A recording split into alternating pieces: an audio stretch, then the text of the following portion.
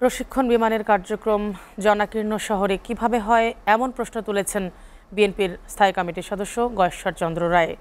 আর দলটির সিনিয়র যুগ্ম মহাসচিব রুহুল কবির রিজভী বলেন, সরকারের উচিত উচ্চপদস্থ তদন্ত কমিটি গঠন করে বিমান দুর্ঘটনার প্রকৃত কারণ খুঁজে বের করতে হবে।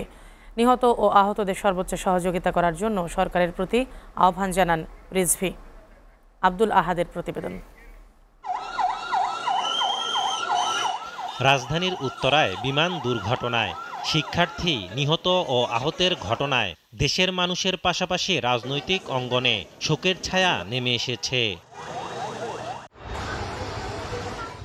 বিমান দুর্ঘটনার সাথে সাথে বিএনপির ভারপ্রাপ্ত চেয়ারম্যান তারেক রহমানের নির্দেশনায় বিএনপি ও এর অঙ্গ সংগঠনের নেতাকর্মীরা আহতদের জন্য চিকিৎসা ও রক্তদান থেকে শুরু করে বিভিন্ন সহযোগিতামূলক কর্মসূচি গ্রহণ করে।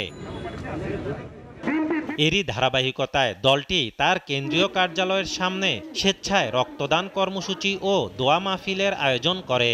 যারা ইনজুর্ড তাদের কাছে দেখা না করতে যায়, কারণ তাদের সাথে দেখা করতে গেলে কন্টামিনেশনে তাদের ইনফেকশন হওয়ার চান্স ঝুঁকি থাকে, যেটা মৃত্যুর 1 নম্বর কারণ। এবং অন্য চিকিৎসা সহযোগিতা যেগুলো দরকার সেগুলো আমরা যুবদলের পক্ষ থেকে যথাযথ চেষ্টা করছি যাতে আমরা এই ধরনের সহযোগিতা করতে পারি।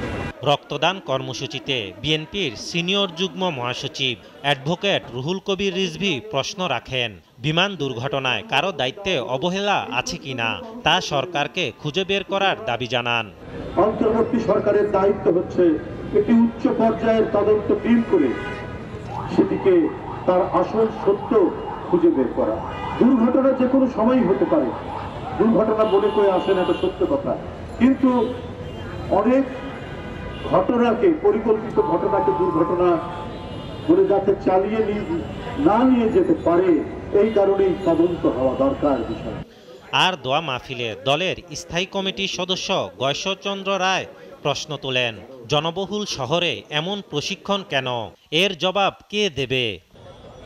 এখন স্বাভাবিকভাবেই প্রশ্ন আছে, এই প্রশিক্ষণ যারা দিচ্ছেন বা তদারকি করছেন তারা বিমানটা সচল থাকার মতো যান্ত্রিক অবস্থা ছিল কিনা সেটা পরীক্ষা করা হয়েছে কিনা।